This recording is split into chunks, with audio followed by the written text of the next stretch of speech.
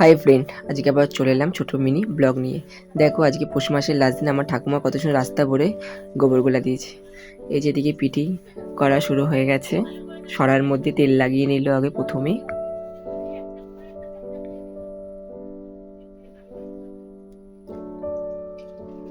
তারপরে এক এক করে গোলাটা দিয়ে দিল।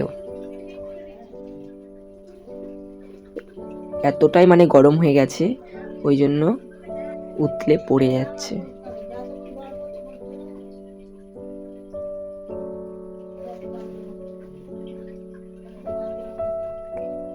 এই পিঠাটার নাম বলে সরা পিঠে।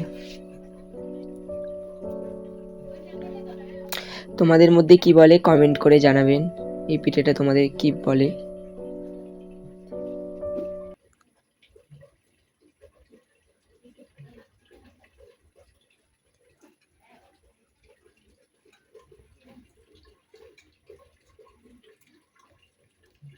তারপরে ঢাকা দিয়ে দিল।